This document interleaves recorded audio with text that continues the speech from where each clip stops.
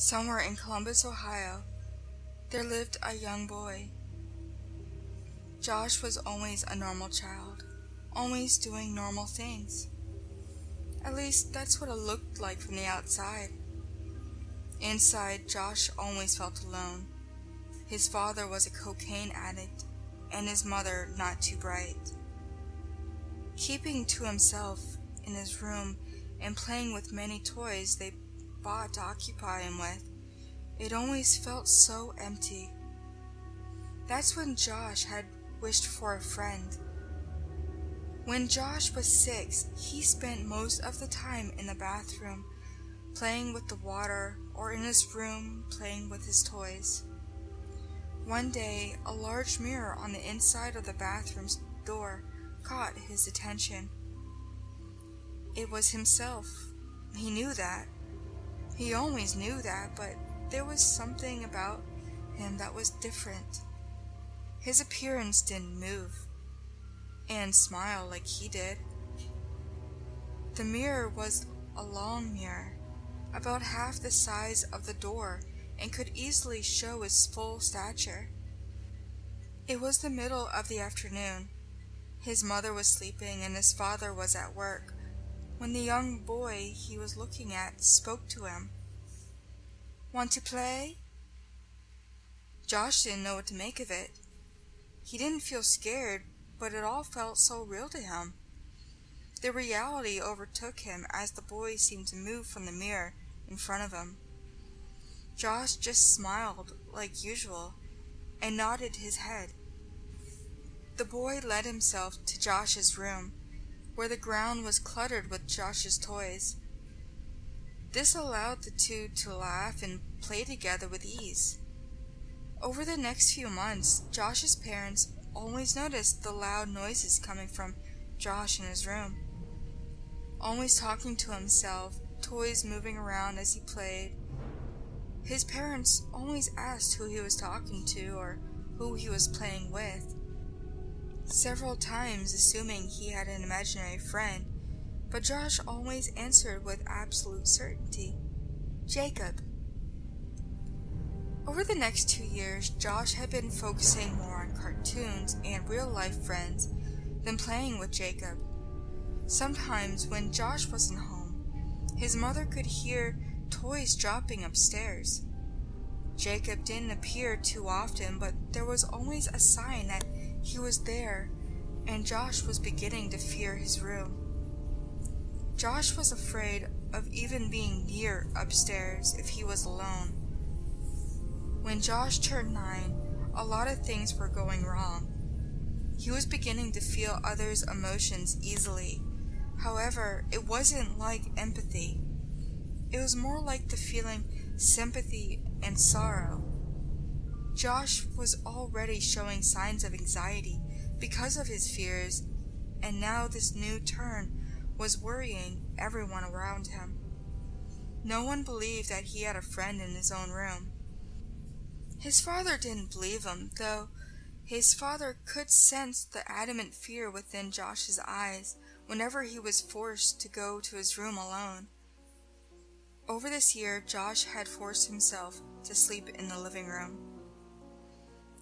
In the fall, Josh entered 4th grade and was beginning to forget all about his young friend. That was when the nightmares began. They were nothing serious at first. Things disappearing, his pets dying, his friends leaving. Things that one day did happen, and not too far-fetched either, but not in the way that they were shown. His dreams were over-exaggerated, a lot more gory and frightening for a child his age to even think up, but he kept their existence to himself. Weeks passed and his dreams got more intense, until his birthday, and then the next year around, everything went by normally. Then, in March, the dreams began again, except this time it showed his father and someone breaking in and killing him, repeatedly mutilating his body until there was nothing left. The next day, his mother and father got into a large fight. but nothing too different. There was just so much negative energy in the air.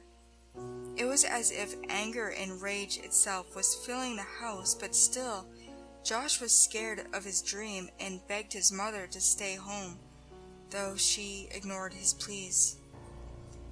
Earlier that day, Josh's uncle had dropped off a computer for his father to fix up. It was so that Josh could have it for school and socializing. Josh's father had stayed up late to finish it after Josh had fallen asleep on the living room floor. A small mattress from a pulled-out couch was laid across the floor so he could rest peacefully. The next morning, Josh woke up. His morning cartoons were over, and he was almost late for school. The first thing that he did was try to wake his father up, screaming at him for making him miss his cartoons. Josh's father didn't wake.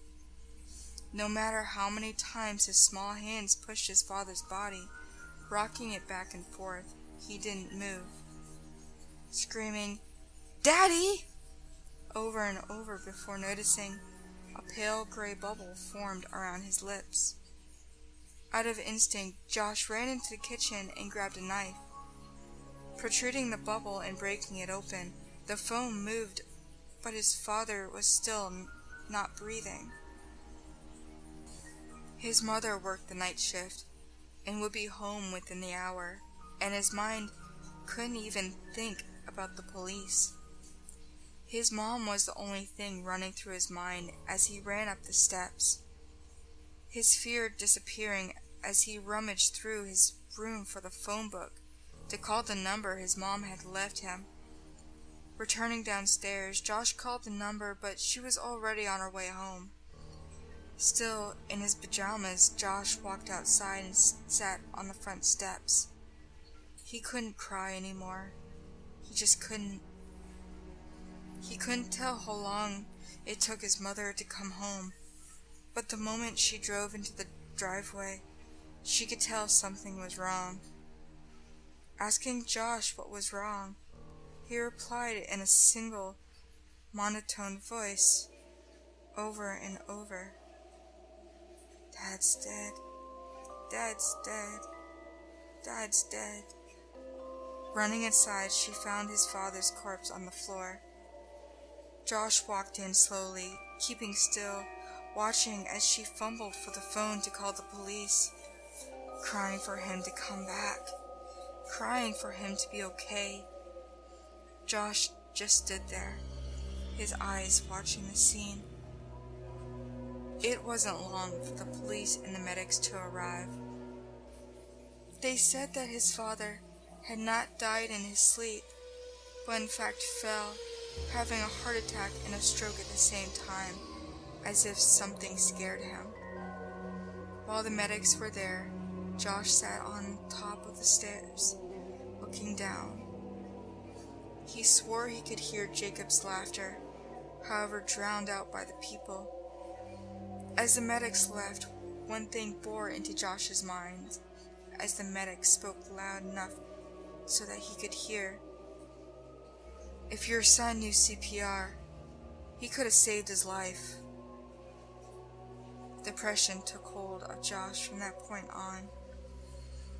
Things leaving and dying around him, disappearing.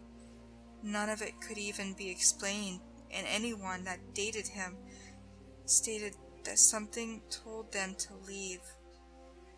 Josh was forever cursed and haunted by that little boy from the mirror. The little boy now trapped within himself, forever watching his very step. If you're ever lonely, never try playing with yourself.